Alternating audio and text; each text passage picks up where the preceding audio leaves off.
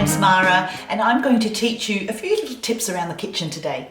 First thing we're going to do is slice an orange. Cut off the ends. You need a nice big sharp knife for this, and follow the contour of the orange around as you're going down.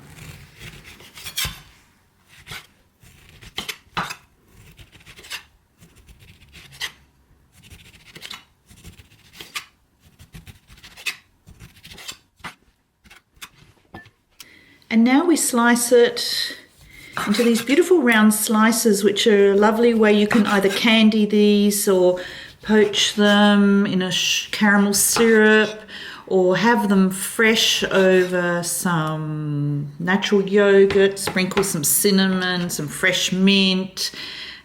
Beautiful. So that is the way that you get some really nice slices of orange. So to make these beautiful orange segments, I've peeled the orange the same way as I sliced.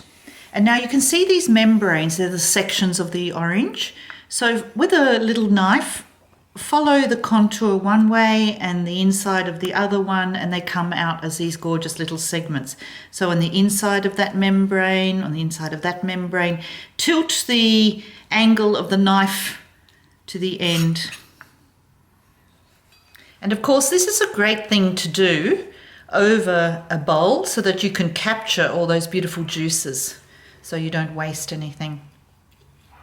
And what we have here now are some lovely little segments to include in a salad, cake decorating, 2 ways of orange.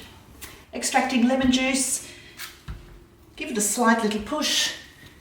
If you just need to add a few drops to a dish, cut it in half rather than get your strainer out. Use your fingers as a strainer and squeeze the lemon through your fingers, and it will naturally catch any seeds. Use this for other citrus too. It's a good little tip. We're going to separate this egg. I'll show you how. Little tip, they're always easier to separate if they're slightly warmed or room temperature. The egg white sticks to the egg yolk more when they're colder. But on saying that, when it's warm, the egg yolk is more fragile and it could break. So it's up to you what you want to do. Okay, so a little tap. Break the shell in half. Keep the yolk in there. And then, like we did with the lemon juice, use your fingers as a strainer, because your fingers are naturally soft. And there you have the egg white and the egg yolk. Peeling garlic. You can push down with the heel of your hand or the base of your knife. Cut one end, twist away, the other end, twist away, and the peel should come off easily like so. If your hands are smelling a lot like garlic, don't bother using one of those stainless steel soaps that cost a lot of money in the shops. Go over to your sink and use the stainless steel here and rub, rub, rub, and it actually removes the garlic odour. Cooking corn. A whole cob with the husk in the microwave, 3 minutes on high.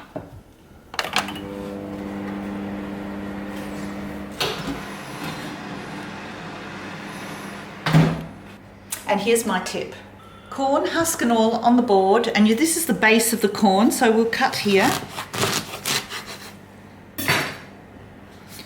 And with a towel or a few paper towels, hold on to the feathery end and push those husks together and squeeze out the corn. And oh my goodness, you've got a whole cooked cob of corn.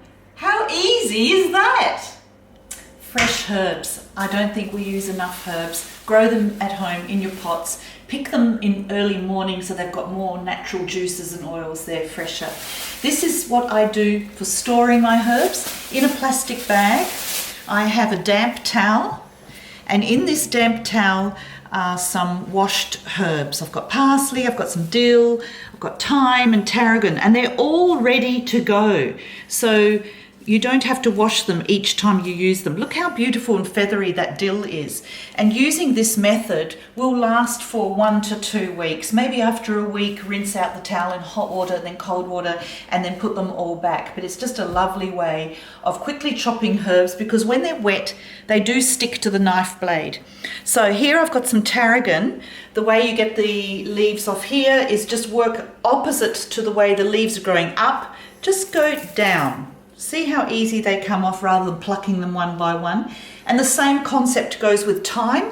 So back the other way, back against the way they're growing. Beautiful. Dill. And I like to use the stalks as well, unless they're really old fat stems at the end. I will use stalks. And I definitely will use stalks from parsley that's been picked from the garden, unless it's like a really big fat one there. So I'm going to chop this in half here. And all of these herbs I'm going to chop up together, because as I cut through, the parsley oil goes with the dill oil, goes with the tarragon, they all integrate and come this beautiful mixed herbal flavour. So bunch them up together, like so, and then using that sweeping motion, that rocking motion of a knife, curl the fingers back and backwards and forwards, backwards and forwards, backwards and forwards. And here they're all being chopped together. This is a beautiful mix to sprinkle over salads, stews, and my absolute favourite is to fold it through a curry.